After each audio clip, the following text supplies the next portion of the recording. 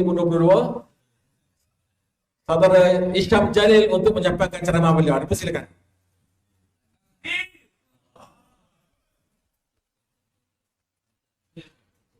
Assalamualaikum warahmatullahi wabarakatuh, tuan-tuan. Terima kasih Ustaz Adi, Ustaz Syukri. Sementara kita tunggu Ustaz Fadli Syahri, Ketua Penerangan PAS datang. So, kita borak-borak bincang-bincang lah, tuan-tuan, boleh? So, betul dulu saya bertanding sini, tuan-tuan. Tapi pakai lapang lain. So, dan section 18 ni saya pergi, tuan-tuan. Saya turun, saya ingat Shah Alam ni ada 40 pusat daerah mengundi. Dan saya turun semua. Tak salah saya berucap di depan sana. Selepas tu beberapa tahun lepas itu saya berucap balik. Tapi crowd dia bukan crowd UMNO. Beberapa bulan lepas saya berucap dengan tuan-tuan, dengan PAS.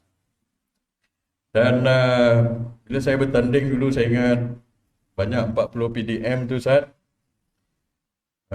Yang saya tahu saya menang ada satu PDM tu, tuan-tuan, iaitu undi polis. Saya tak tahu polis undi saya, tuan-tuan. Yang lain-lain PDM saya tak tahu, tapi itu undi awal. Undi awal, undi polis, walaupun time tu menteri dia bukan menteri BN, bukan menteri UMNO, menteri polis. Saya ingat seminggu sebelum pilihan raya saya pergi jumpa lah pihak-pihak polis ini, kawan-kawan kita di polis, di contingent. So saya cakap pada mereka, saya kata tuan-tuan tahu track record saya lah. Saya dalam kerajaan dulu lama, dekat 20 tahun, tuan-tuan. Dan lepas kita kalah pilihan raya tahun 2018, kerajaan Perdana Menteri, saya ingat berapa Perdana Menteri dah siasat saya, termasuklah polis, tuan-tuan. Polis pun banyak siasat saya, tuan-tuan. Polis siasat saya, SPRM siasat saya, lembaga hasil ke apa, semua agensi lah siasat saya. So saya cakap pada pihak polis, saya kata tuan-tuan pun dah siasat saya, tuan-tuan tahu track record saya lah.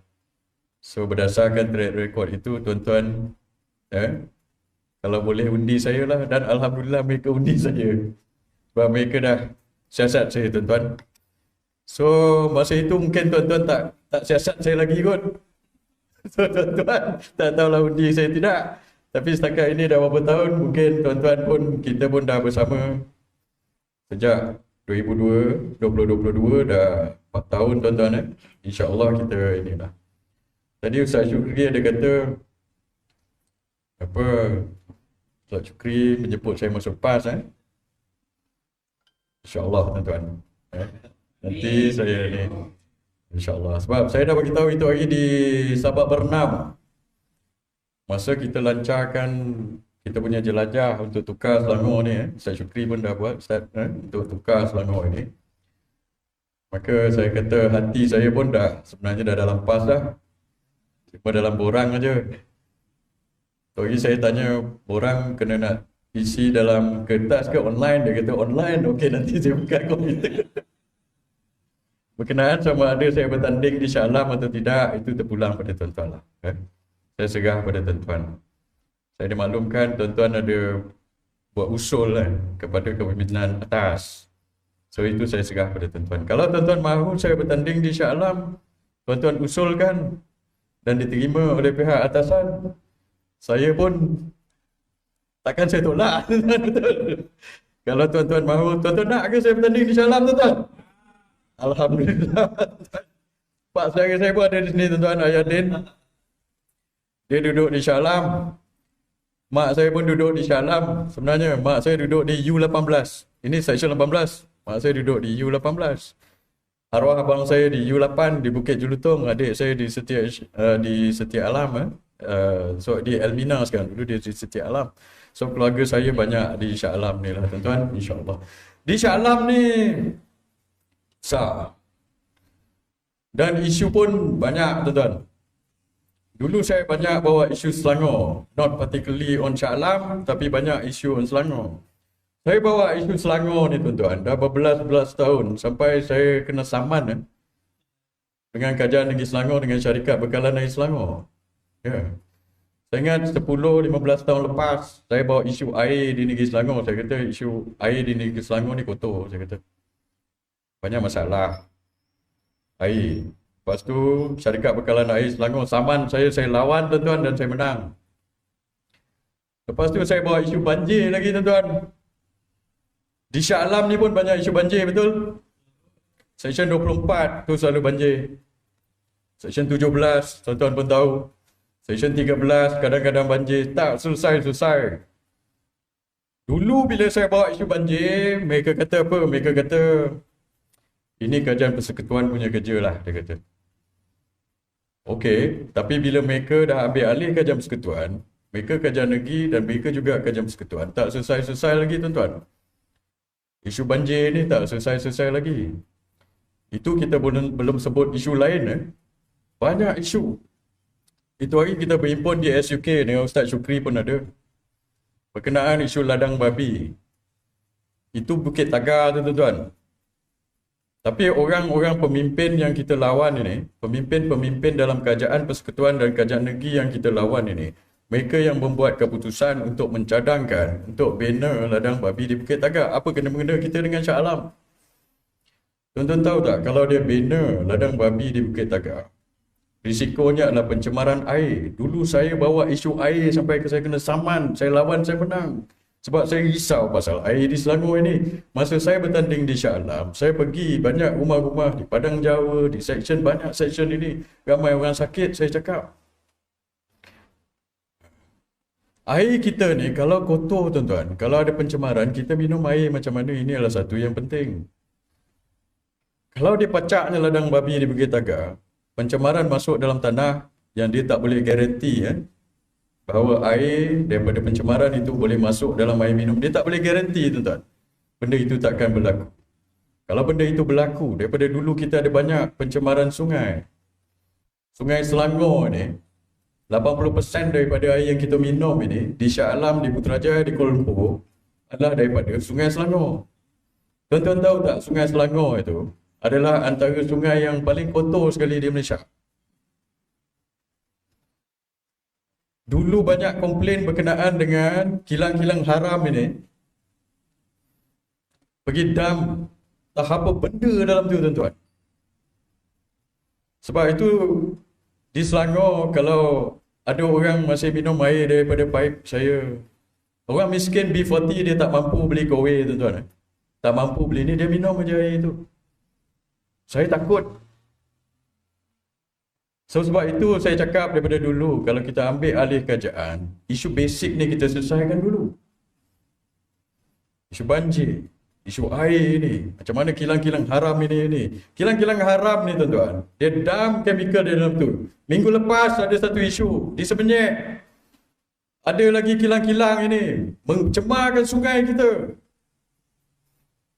Keluarlah berita, tapi tak banyak dapat coverage. Kita pun tak tahu. Tapi bila masuk dalam air kita macam mana tuan-tuan? Sebelum itu, satu lagi dekat dengan rumah saya tu, berbuih air tuan-tuan. Masuk dalam pencemaran. Ni nak buat ladang babi pula, sebab itu kita lawan. Ini banyak isu. Itu isu-isu basic. Lagi satu isu yang saya selalu bawa juga adalah isu yang berkenaan dengan bread and butter. Dia orang pergi kempen di Johor. Bawa isu besar-besar ni lah. Anwar Ibrahim pergi sana.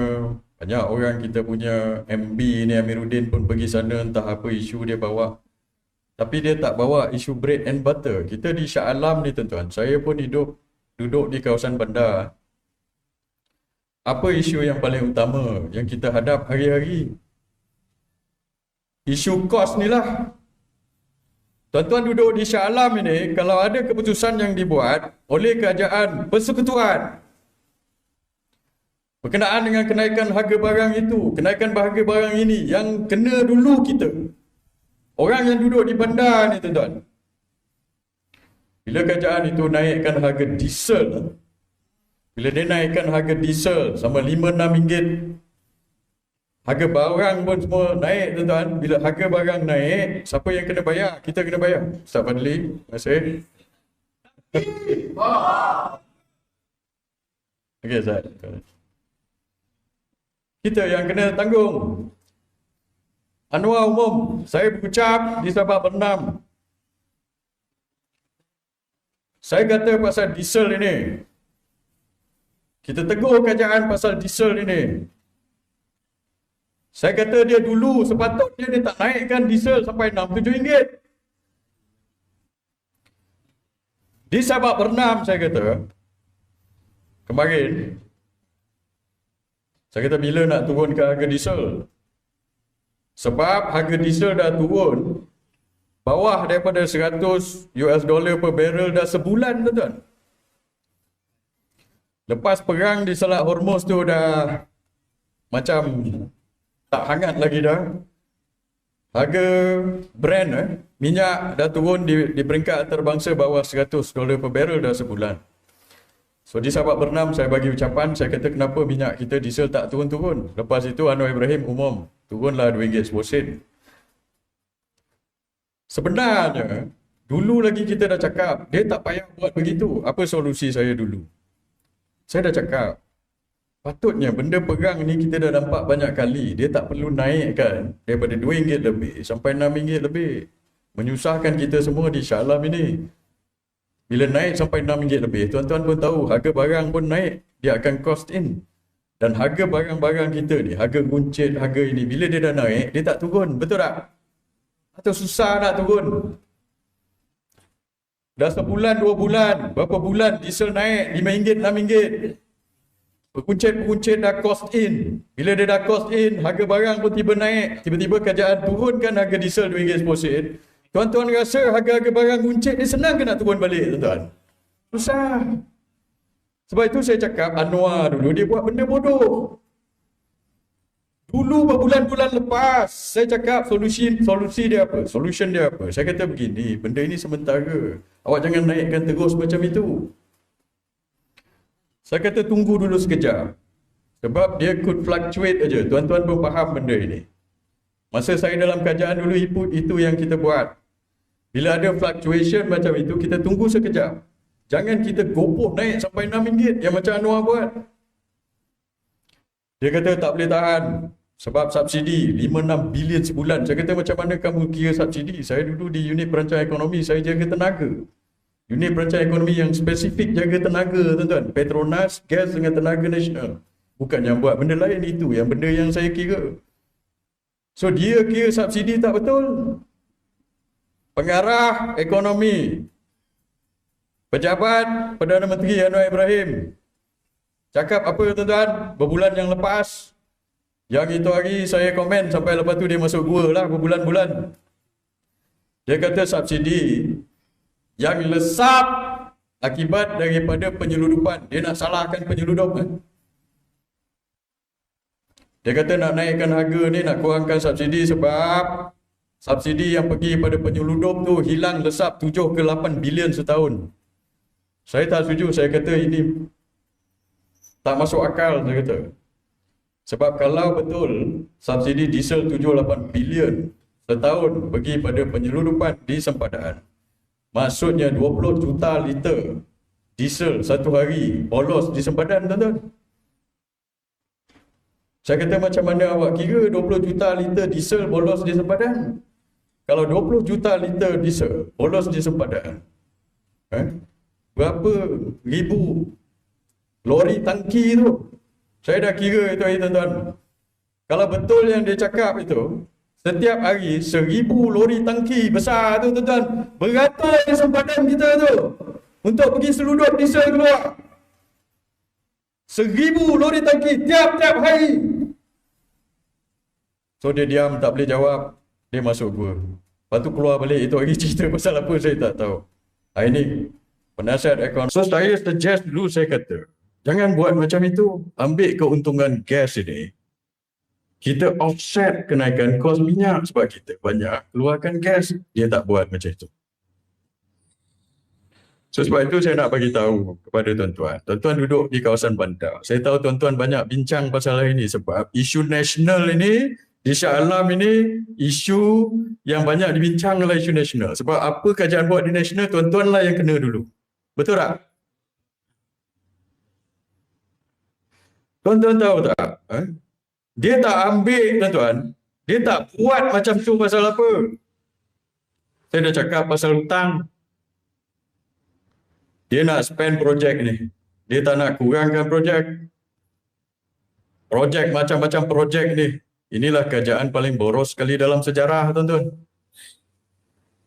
Dalam 3-4 tahun dia merintah, 300 bilion dia ambil hutang. Tak pernah dalam sejarah seorang Perdana Menteri dalam 2-3 tahun ambil hutang sebanyak itu. Saya dah cakap benda ini.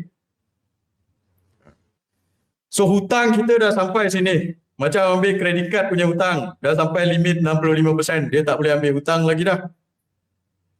Sebab mengikut undang-undang, kerajaan cuma boleh ambil hutang sampai 65% daripada keluaran dalam negara kasar. Saiz ekonomi kita. So saiz ekonomi kita banyak ini. Mengikut undang-undang, kerajaan tak boleh ambil hutang lagi melebihi 65% daripada saiz ekonomi. Ekonomi kita banyak itu, dia dah sampai limit, dah sampai sini dah. So bila dia tak boleh ambil hutang, dia tak boleh belanja projek. Bila dia tak boleh belanja projek, tuan-tuan, hanya dua cara je dia boleh ambil duit untuk lagi belanja projek. Dulu dia boleh ambil hutang belanja projek. Bila dia tak boleh ambil hutang, dia ambil daripada kita lah. Satu lagi cara. Sama ada menaikkan cukai atau potong subsidi. Sebab itu bila saya tanya pasal gas, dia tak jawab. Kenapa dia buat macam ini? Sekarang ni tuan-tuan, dia belanja untuk apa? Adakah dia selesaikan masalah banjir kita? Tak juga. Dia belanja Kota Madani 4 bilion. Tuan-tuan, bulan lepas dia potong bajet kita 10 bilion daripada OE atau Operational Expenditure. 10 bilion ini 5 bilion datang daripada Kementerian Pendidikan Tinggi dan Kesihatan. Daripada Kementerian Kesihatan, tak salah saya 3 bilion, Kementerian Pendidikan Tinggi 2 bilion, tuan-tuan. 3 bilion daripada Kementerian Kesihatan, daripada hospital-hospital ni, tuan-tuan. Itulah duit 3 bilion itu. Kalau tuan-tuan pergi hospital, itulah duit operation expenditure ni untuk apa? Biasanya overtime nurse, overtime doktor, ubat-ubatan, itulah dia duitnya. Habis kalau kerajaan potong 3 bilion, tuan-tuan. Nak sekarang ini, kita nak pergi hospital pun menunggu lama, betul tak? Kadang nak pergi ubat, alamak kena tunggu lagi. Kerajaan Negeri Selangor ni, patutnya dia tumpu hak itu dulu, cari tanah untuk buat hospital kerajaan. Tapi apa dia buat? Dia pergi tumpu untuk buat hospital swasta di Rawang tu, betul tak? Saya kata apa kejadah hanya pergi tumpu buat hospital swasta. Hospital swasta tu, dia punya motif adalah keuntungan, betul? Bukannya dasar awam. Ini bajet hospital untuk awam ini dikurangkan 3 bilion oleh kawan-kawan di Persekutuan. Dia pergi tumpu untuk buat Selangor punya apa benda punya swasta dekat situ. 3 bilion. 2 bilion Kementerian Pendidikan Tinggi. Potong lagi, tuan-tuan. Tapi projek-projek yang dia punya projek syok sendiri, Kota Madani 4 bilion, dia tak potong. Projek LRT Pulau Pinang, berapa 17 bilion, tuan-tuan, tak potong. So projek-projek dia tak potong. Projek yang melibat yang kritikal pada kita, mana pergi duitnya? Itu yang menjadi masalah. So sebab itu saya kata, orang tanya kita, tuan-tuan, apa salahnya kita undi mereka ni, Anwar Ibrahim, bila kita cakap begini, dia kata, awak orang ni asyik-asyik DAP, dia kata macam tu. AMDAP pun sama, asyik-asyik AMDAP. Memanglah. Sebab dasar yang diikut oleh kerajaan sekarang ni dasar mereka. Itu yang menjadi masalah. Tuan-tuan rasa bajet-bajet daripada Kementerian DAP potong ke tidak? Saya nak tanya Anwar Ibrahim, semua dia jawab. Semalam itu lagi bila kita, orang kata, tegur dia pasal, bila Istana Johor tegur dia pasal, duit daripada Persekutuan dan Negeri, baru dia jawab. Saya kata, Anwar, takkan benda ni pun tak boleh jawab? Semalam dia jawab. So sekarang saya nak tanya dia, Kementerian DAP dia potong ke tidak? Dan kalau dia potong, berapa dia potong? Kita nak tanya dia, Anwar Ibrahim. Dia masalahnya itu, tuan-tuan. Dia potong banyak kita punya bajet dia tak potong.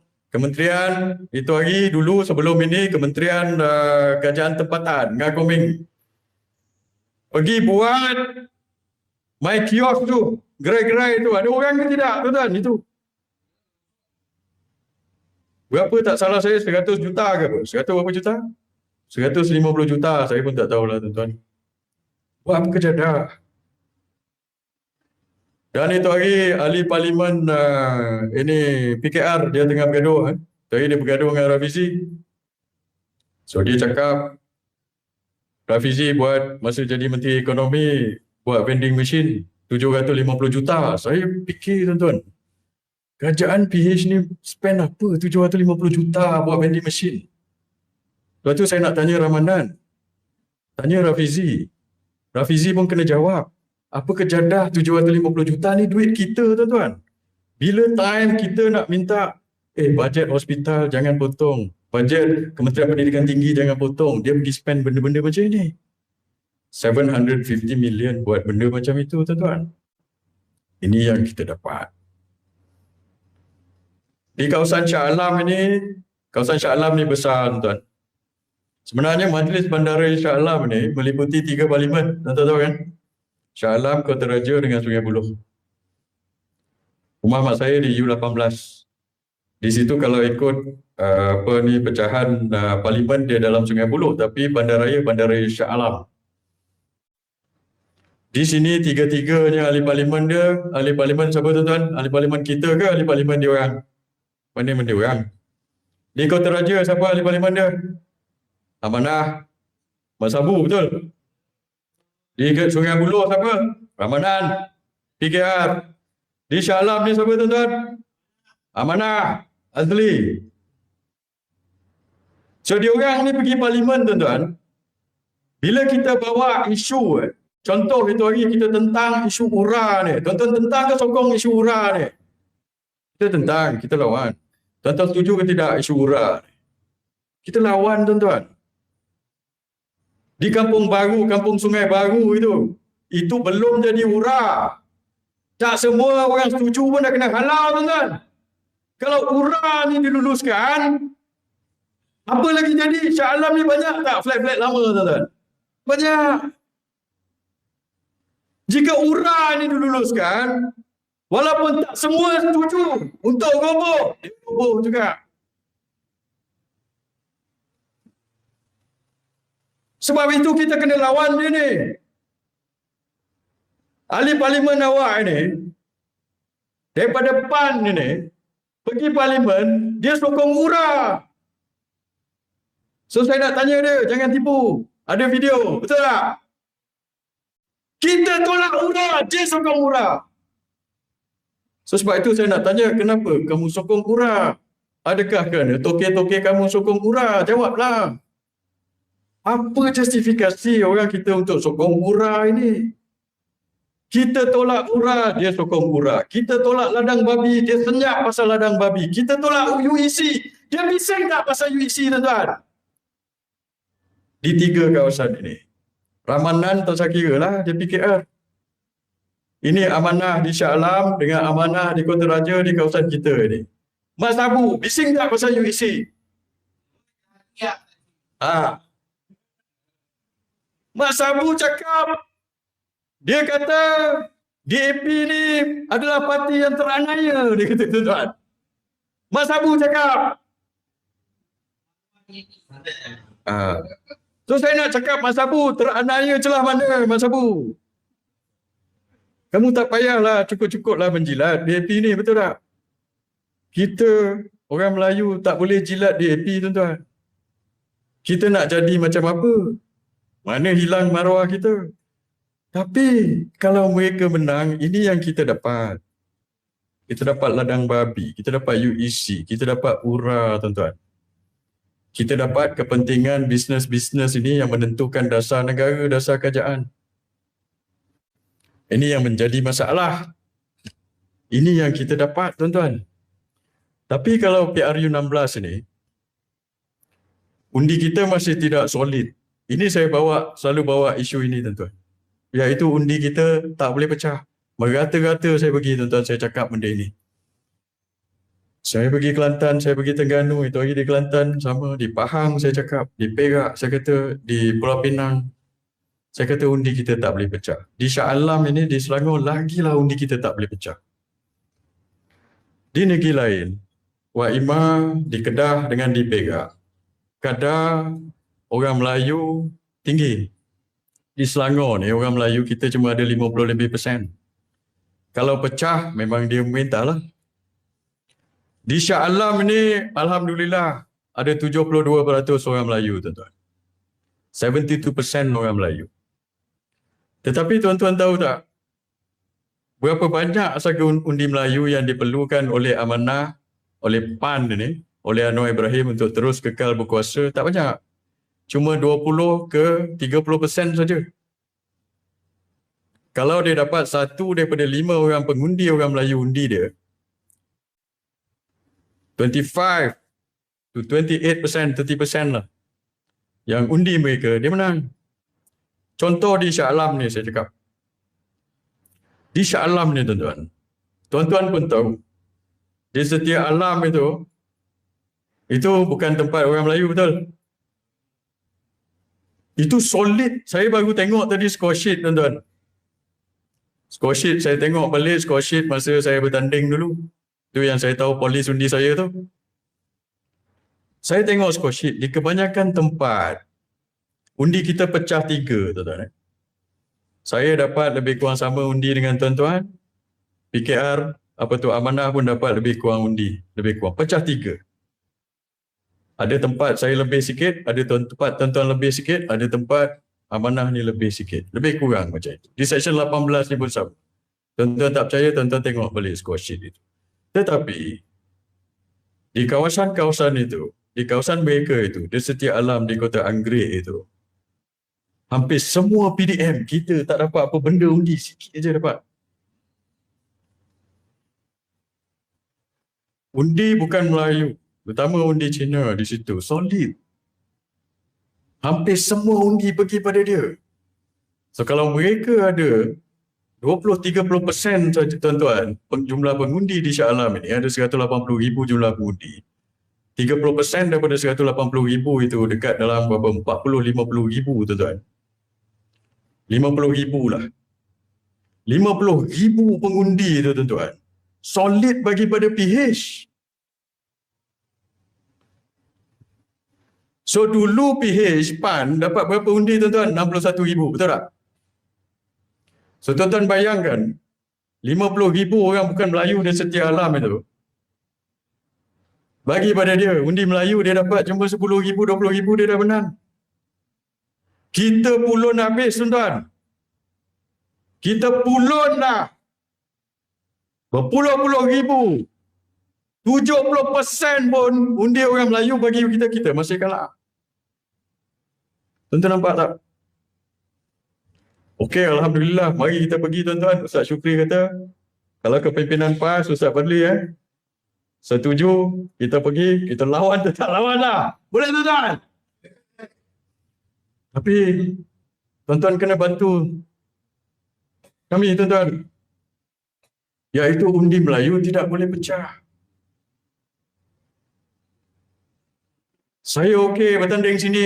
Apa ada masalah? Kalau tuan-tuan setuju, saya bertanding kita tuan-tuan. Okey. Kita lawan. Walaupun saya tahu di sana itu, di setiap alam itu, 100% daripada undi bukan Melayu, nak bagi kita susah.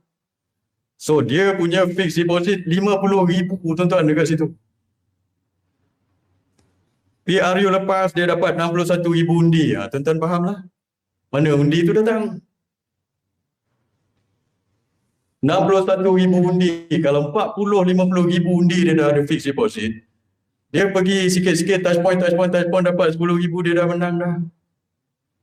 So kalau dia buat macam tu, dia peduli ke pada kita tuan-tuan? Berapa dia peduli pada kita? Dia layan dia punya bos-bos toke-toke dia je lah. Baik dia layan DAP tuan-tuan. Mungkin barangkali pasal itu, bila di AP bawa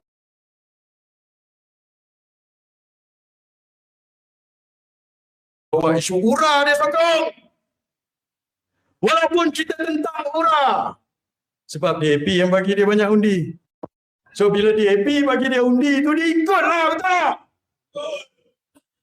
So kita nak ke tidak? Kita tak boleh terima. Sebab itu saya nak, okey, kita lawan. Sebab kalau tidak, itu yang kita dapat. Kalau undi kita pecah, tuan-tuan, ini yang kita dapat. So kalau 70% solid tuan-tuan bagi pada kami, pun kita tak cukup. So apa yang membuat kita boleh menang? Kita kena dapat more than 80 to 90%. Baru kita boleh menang Shah Alam ini. Sebab itu, banyak kali, ini bukan saja di Shah Alam tuan-tuan. Ini di Selangor. Selangor lagi teruk. Sebab Selangor jumlah undi Melayu cuma 50 lebih persen, sama macam Johor. Johor ini, saya tak tahu pengiraan Barisan Nasional on buat kira macam mana nak pergi Solo ni. Sebab saya rasa dia dah salah kira. Tapi tak apalah, biar dia tengok macam ni. Di Johor saya tak rasa mereka boleh maintain 40 kursi. Kalau saya salah lah. Saya tak tahu. Saya harap mereka dapatlah 40 kursi. Tapi mereka kena tengok semula. Saya jangka mereka dapat 20 kursi lebih. PH dapat 20 kursi lebih. So kalau kebarangkalian Barisan Nasional tak dapat cukup kursi untuk membentuk kerajaan 29 kursi, tuan-tuan rasa dia nak bersama dengan kita ke bersama dengan PH? Dia bersama dengan PH balik. Dia bukan nak pergi dengan kita. So sebab itu saya nak cakap pada orang Johor, dengan orang Negeri Sembilan, apa kejadahnya kita bagi dia orang ini? Dia orang ini kerajaan dengan kerajaan lawan sama-sama, tuan-tuan. Yang pergi buat naik minyak kita ni, buat naik, buat turun, buat naik, buat turun. Yang pergi kurangkan bajet hospital kita, kurangkan bajet KPT, mereka-mereka inilah. Acah-acah gaduh di negeri, balik ke persekutuan cium mulut, mereka-mereka inilah. Esok tuan-tuan undi mereka tak cukup kursi, mereka bergaduh. Apa mereka gabung sama-sama? Sebab itu orang Johor patut tak apa. Tinggalkan mereka ini, kerajaan lawan kerajaan, bagi peluang kepada PAS. Bagi peluang kepada PAS. Pada yang dalam live ini tengok. PAS boleh jadi third force dekat situ. Kalau tidak, mana ada pembangkang dekat Johor itu, tuan-tuan? Tak ada pembangkang kat Johor, PH dengan BN cium mulut. Apa dia? Bila tak ada pembangkang di situ, PH dengan BN, macam-macam masalah berlaku lah. Mungkin ada sakau sana, sakau sini. Itu hari dia cakap pasal bocor-bocor lah. Kita di negeri PAS, tuan-tuan. Di negeri Kelantan, Terengganu. Kalau tak ada pembangkang, tak apa. Betul tak, Ustaz? Kan? Sebab apa? Sebab PAS bukan kaki sakau. Betul? Kalau parti lain, tuan-tuan percaya tak dia orang ni tak sakau? Saya tak percaya. Sebab itu daripada dulu, saya minta PAS jadi Perdana Menteri. Sebab kalau kita bagi Perdana Menteri datang daripada parti sakau, habislah, tuan-tuan. Betul tak? Kenapa PAS kena jadi Perdana Menteri? Dua sebab, tuan-tuan. Sebab satu, penyatuan ummah, macam saya cakap tadi. Satu lagi, pasal kita betul-betul nak tentang rasuah. Ini benda saya dah cakap banyak kali, tuan-tuan. Saya tulis buku pasal benda ini. Pasal pusingan rasuah itu. Tetapi kalau parti lain yang kita bagi kuasa, tak boleh. Di Johor, kalau tak ada pembangkang, tuan-tuan, habislah. Tuan-tuan bayangkan 56 don di Johor. Mereka dapat lebih daripada 50. PH campur BN 50 lebih. Mereka kontrol dekat situ. Dia bincang sama-sama dia je. Apa jadi, tuan-tuan? Tak boleh. So di Johor, di mana-mana PAS bertanding, saya nak cakap pada orang Johor dan Negeri Sembilan, bagi peluang pada PAS. Supaya kita boleh balancekan mereka-mereka ini, tuan-tuan. Setuju tidak, tuan-tuan? Itu yang perlu kita buat. Di Selangor ini, kadar orang Melayu lebih kurang sama macam Johor. 50 lebih persen. Kalau undi kita pecah, kita tak boleh. Sebab itu saya nak cakap kepada orang-orang UMNO di sini juga. Ramai orang UMNO ni. Petang tadi saya ada jumpa orang UMNO. Dia kata itu hari masa PRN 6 negeri. PRN 6 negeri, mereka dah undi PAS dah pun. Dia tak undi AMDAP. So kali ni, kita kena dapatkan supaya kita bersatu tuan-tuan, bersatu padu, supaya jumlah undi kita itu, kalau orang-orang bukan Melayu bagi 90 lebih persen kepada PH, di Shah Alam ini dan di Selangor ini, 90 lebih persen orang Melayu kena bagi kepada Perikatan Nasional. Kalau ada orang-orang Melayu bagi pada PH tuan-tuan atau memecah undi, maksudnya mereka nak sokong PH atau nak bagi Anwar Ibrahim jadi Perdana Menteri buat kali kedua. Itulah maksudnya tuan-tuan. Maka kalau Anwar Ibrahim dapat second term sebagai Perdana Menteri, apa yang jadi pada kita tuan-tuan? Kita akan dapat benda-benda macam saya cakap tadi lah. Dapat URA, dapat UEC. Ini sekarang dia tak confident untuk push forward untuk ladang babi itu. Tapi bayangkan kalau dia dapat second term, apa yang akan dibuat dengan cadangan itu. Ini benda-benda ini. Saya bukan nak menakut-nakutkan kita tuan-tuan. Tapi inilah risiko yang kita hadapi. Benda ini dah berlaku. Mereka dah lajak di parlimen bila mereka berhujah pasal URA, berhujah pasal UEC. Tuan-tuan tengoklah. Jumlah level kelajakan mereka itu sampai Sultan berucap bertitah tiga kali pasal ladang babi itu tuan-tuan. Dia tak dengar juga. Dia masih bawa cerita tu. Dia masih bawa cerita itu. Ini yang menjadi masalah tuan-tuan. Okey tuan-tuan, saya pun dah berucap panjang 38 minit. Tapi saya jamin tuan-tuan lepas ini bukan kali terakhir saya datang sini lah. InsyaAllah saya akan datang lagi sini tuan-tuan, insyaAllah. Kita akan datang lagi sini dan kita akan bersama-sama lagi di sini. Tengoklah siapa-siapa jadi calon pun. Kalau saya jadi calon, lagilah kerap saya datang sini tuan-tuan. Jumpa tuan-tuan. Siapa-siapa pun, tapi apa-apa pun saya akan sokong lah. Saya akan sokong tuan-tuan sebab saya nak tuan-tuan memerintah negara ini untuk penyatuan ummah dan untuk kita bantras dan kita tolak rasuah ini sebab tuan-tuan ini it's up to you. Now, saya dah tengok banyak-banyak parti tuan-tuan dia tak boleh. Bagi parti ini ada masalah, bagi parti itu ada masalah. Last tuan-tuan jugalah. You have to ambil amanah ini. Saya tahu tuan-tuan jenis tak nak kuasa ini. Parti lain suka. Tuan-tuan, parti lain orang tak offer pun dia nak jadi Perdana Menteri. Tuan-tuan ni, tuan-tuan perempuan orang PAS ni je. Bila saya suggest pertama kali di Hulu Kelang, saya cadangkan supaya tuan-tuan jadi Perdana Menteri. Bila saya duduk aja tu, Ustaz tu cakap, dia kata kita tak nak, dia kata. Tuan-tuan aja yang cakap macam tu. Tanya Ustaz dekat Hulu Kelang tu. Saya duduk aja belum sempat habis dia kata, PAS tak mau jadi Perdana Menteri. Pada ketika itu. Tapi saya cakap juga sebab kalau tuan-tuan tak ambil jadi Perdana Menteri, orang lain ambil hancur negara ini.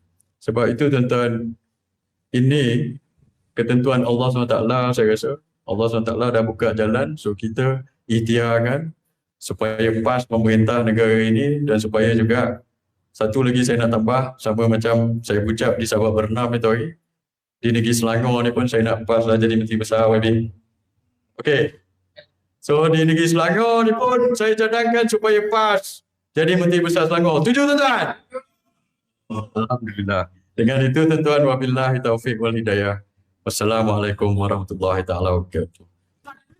Terima kasih tuan-tuan. Takbir! Takbir! Takbir!